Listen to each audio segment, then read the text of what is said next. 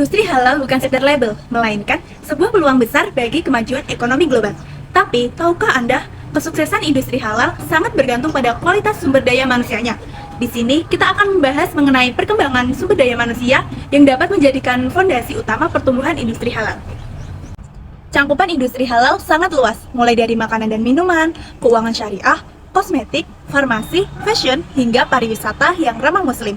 Bahkan, dari laporan Stats of Global Islamic Economy pada tahun 2019 menyebutkan bahwa pengeluaran konsumen muslim pada sektor halal mencapai 2,2 triliun dolar dan diproyeksikan meningkat menjadi 3,2 triliun dolar pada tahun 2024. Hal ini membuktikan bahwa industri halal tidak hanya penting untuk memenuhi kewajiban syariat, tetapi juga menjadi standar mutu global yang identik dengan kesehatan, etika, dan keberlanjutan. Karena itu, industri halal memiliki posisi yang strategis, baik dalam memenuhi kebutuhan umat, maupun mendorong pertumbuhan ekonomi nasional dan juga internasional. Seiring pesatnya pertumbuhan industri halal di Indonesia, kebutuhan akan tenaga kerja yang kompeten dan profesional juga semakin meningkat. SDM di sektor halal tidak hanya dituntut memahami asas syariat Islam, tapi juga harus mampu menerapkan sistem jaminan halal dalam praktik kerja sehari-hari. Dalam industri makanan misalnya, SDM harus memastikan bahwa bahan baku, proses produksi, hingga distribusi sesuai standar halal. Sementara itu, dalam pariwisata halal, SDM dituntut menyediakan makanan halal, fasilitas ibadah, hingga layanan ramah muslim bagi wisatawan. Dalam industri halal, ada beberapa peran penting sumber daya manusia yang harus dipahami. Pertama, adalah manajemen puncak atau top manajemen yang memegang tanggung jawab besar dalam menetapkan kebijakan halal perusahaan. Komitmen dari manajemen puncak sendiri ini menjadi bukti keseriusan perusahaan dalam menghadirkan produk dan layanan halal bagi masyarakat. Selanjutnya, ada manajemen sumber daya manusia. Bagian ini berperan dalam memilih dan merekrut karyawan yang sesuai dengan standar halal, baik dari segi kompetensi maupun integritas. Kemudian, ada manajemen keuangan yang memastikan tersedianya dana untuk mendukung pelatihan halal. Dana ini dialokasikan untuk berbagai kegiatan mulai dari seminar, pelatihan penyembelihan sesuai syariat, hingga sertifikasi halal. Tanpa dukungan keuangan yang baik, pengembangan SDM halal tentu sulit berjalan. Berikutnya adalah pengawas halal. Berdasarkan Undang-Undang JPH tahun 2014, pengawas halal memiliki tanggung jawab langsung terhadap proses halal. Mereka mengawasi jalannya sistem halal, melakukan perbaikan jika ada pelanggaran, serta mendampingi auditor halal saat proses pemeriksaan. Lalu ada auditor halal, yaitu individu yang memiliki keahlian khusus dalam menilai dan mengaudit produk halal. Auditor halal wajib memenuhi syarat tertentu, diantaranya beragama Islam, lulusan S1 di bidang terkait, serta memiliki sertifikat dari MUI. Tugas mereka sangat luas, mulai dari memeriksa bahan baku, proses produksi, hingga distribusi produk. Kemudian, kita juga mengenal juru sembelih halal atau sering disebut juga juleha. Tugasnya adalah memastikan proses penyembelihan hewan dilakukan sesuai syariat Islam dan tetap memperhatikan kesejahteraan hewan. Prosesnya harus cepat, tepat, dan menggunakan pisau tajam serta diawali dengan bacaan basmalah. Hasilnya adalah daging yang aman, sehat, utuh, dan juga halal. Terakhir, ada pemandu wisata halal. Profesi ini berperan penting dalam memberikan arahan dan informasi kepada wisatawan muslim. Mereka memastikan kebutuhan wisata terpenuhi, seperti makanan halal, tempat ibadah, dan destinasi yang ramah muslim. Seorang pemandu wisata halal diutamakan beragama Islam, serta mematuhi aturan halal dan haram dalam pariwisata. Semua peran ini saling melengkapi, sehingga keberadaan SDM yang kompeten dan berintegritas akan memastikan industri halal dapat berkembang dengan baik dan berdaya saing tinggi di tingkat global. SDM yang kompeten tidak hanya dituntut untuk menguasai aspek teknis dalam proses produksi dan distribusi, tetapi juga harus memahami secara mendalam prinsip-prinsip syariah yang menjadi fondasi seluruh aktivitas bisnis halal. Dengan negara seperti Malaysia dan United Arab Emirates yang telah membangun sistem pelatihan dan sertifikasi halal yang lebih maju, kurangnya integrasi kurikulum halal dalam pendidikan formal menyebabkan lulusan tidak siap secara konseptual dan teknis untuk terjun ke industri halal. Peluang pengembangan SDM dalam industri halal sangat luas dan menjanjikan. Yang pertama yaitu pertumbuhan pasar halal global mendorong permintaan tenaga kerja yang terampil dan memahami prinsip halal di berbagai sektor seperti makanan, kosmetik, farmasi, dan pariwisata ramah muslim. Kedua, dengan dukungan regulasi seperti Undang-Undang Nomor 33 Tahun 2014 tentang jaminan produk halal menciptakan kebutuhan akan profesi baru, termasuk auditor dan konsultan halal. Tiga, potensi demografis Indonesia sebagai negara dengan mayoritas muslim memberikan basis tenaga kerja yang besar dan siap dikembangkan. Dan yang terakhir, munculnya karir baru seperti pemandu wisata halal, spesialis kosmetik halal, dan pengembang produk halal berbasis digital membuka ruang inovasi dan kontribusi yang lebih luas. Semua peluang ini dapat dimaksimalkan melalui pendidikan formal, pelatihan teknis, dan sertifikasi profesional yang relevan. Baik, selanjutnya adalah peran pemerintah dalam pengembangan SDM dalam industri halal di Indonesia. Dengan banyaknya populasi muslim di Indonesia, yaitu sekitar 87% dari 229 juta jiwa pada tahun 2020, Indonesia punya potensi besar untuk mengembangkan industri halal. Besarnya populasi muslim ini mendorong permintaan produk halal yang juga tinggi. Pada tahun 2017, Indonesia bahkan menghabiskan 218 miliar untuk produk halal. Pemerintah memegang peranan vital dalam mendorong kemajuan industri halal, dan salah satu kunci utamanya adalah melalui pengembangan sumber daya manusia. Dengan SDM yang unggul, maka kemajuan industri dapat tercapai. Tanpa SDM yang kompeten, potensi besar industri halal di Indonesia sulit diwujudkan secara optimal. Oleh karena itu, pemerintah harus mengambil langkah-langkah strategis di berbagai bidang. Ada 5 strategi utama yang disebut untuk memajukan industri halal di Indonesia, atau bisa sebut kita strategi 5C. Yang pertama, ada competitiveness, yaitu adalah daya saing. Aspek ini fokus pada peningkatan kualitas dan daya saing produk dan layanan halal di Indonesia agar mampu bersaing di pasar global. Upaya apa saja sih dalam melakukan daya saing ini? Yang pertama ada inovasi produk, yaitu mendorong riset dan pengembangan untuk menciptakan produk halal yang unik, sehat, dan sesuai dengan tren pasar internasional. Yang kedua, dengan peningkatan kualitas, menerapkan standar kualitas yang ketat baik dari segi bahan baku, proses produksi maupun pengemasan. Yang kedua ada certification, yaitu sertifikasi. Sertifikasi halal merupakan jaminan bagi konsumen bahwa suatu produk telah diproduksi sesuai dengan prinsip-prinsip syariat. Cara ini bertujuan untuk mempermudah dan mempercepat proses sertifikasi tanpa mengurangi integritasnya. Upaya yang bisa dilakukan adalah, yang satu adalah simplifikasi prosedur, yaitu adalah menyederhanakan proses pengajuan sertifikasi, mengurangi birokrasi, dan mempersingkat waktu tunggu.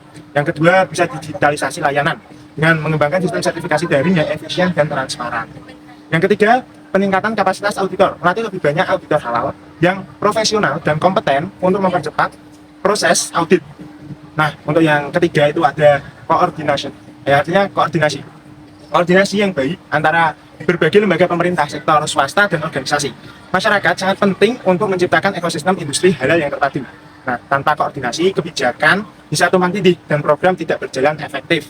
Upaya apa saja yang bisa dilakukan untuk koordinasi ini? Yang pertama ada sinergi antar lembaga, yaitu memastikan kementerian dan lembaga terkait seperti Kementerian Agama, Kementerian Perindustrian, dan Badan Penyelenggara Jaminan Produk Halal (BPJPH) bekerja sama secara harmonis. Yang kedua, dengan forum komunikasi, yaitu menyelenggarakan forum reguler untuk memfasilitasi dialog antara pemerintah, pelaku usaha, dan akademisi. Yang ketiga, pembentukan satuan tugas, yaitu bertugas untuk membentuk tim khusus yang bertugas mengawal implementasi kebijakan industri halal.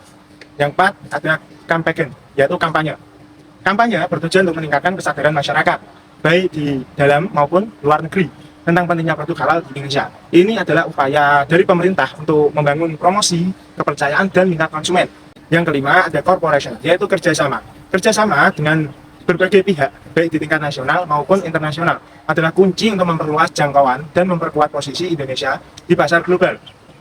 Upaya apa saja untuk yang bisa dilakukan, yaitu satu, dengan kemitraan strategis, menjalin kerjasama dengan negara-negara lain yang memiliki populasi muslim besar atau merupakan pusat industri halal. Contohnya ada Turki, Arab, Malaysia. Nah, dengan menerapkan kelima strategi tersebut, pemerintah secara terpadu dan berkelanjutan membantu UMKM dan pelaku industri halal di Indonesia untuk tetap berkembang.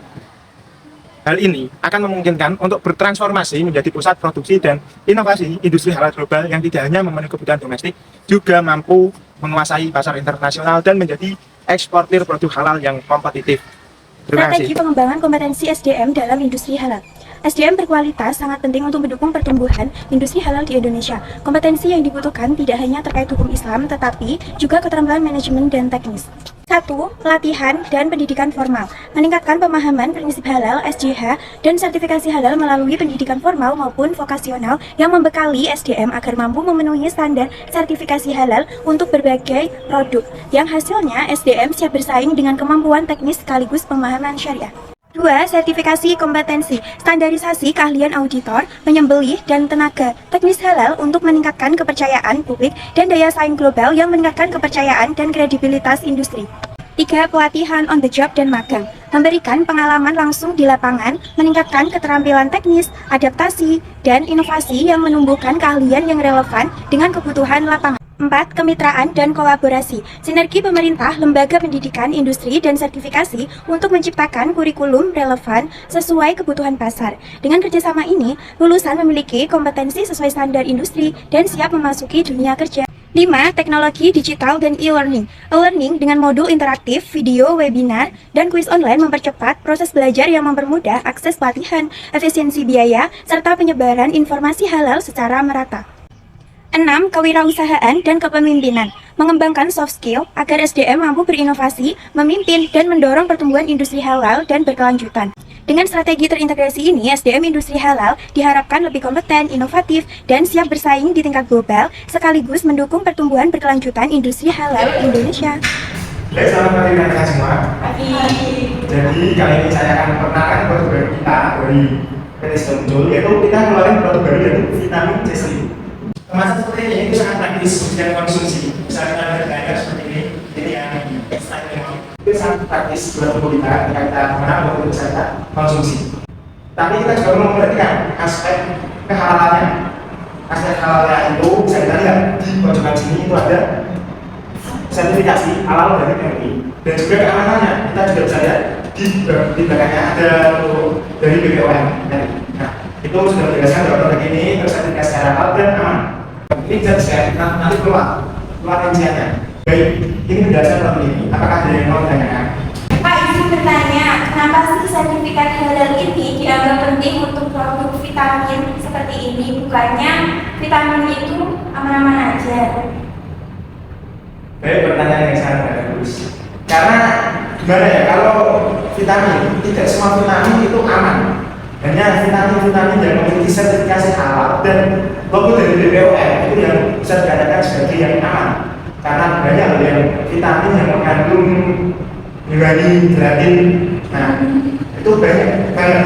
Nah maka dari itu produk kita dari vitamin C ini kita sudah lakukan uji dari lab dan itu dinyatakan aman dan bebas dari minyak-minyak gelatin tersebut. Jadi bisa dikatakan halal. Mengapa halal itu penting? Karena kembali lagi masyarakat Indonesia itu kebanyakan mayoritasnya adalah Islam. Jadi dengan produk yang halal itu akan memberikan ketenangan hati kepada konsumen kita.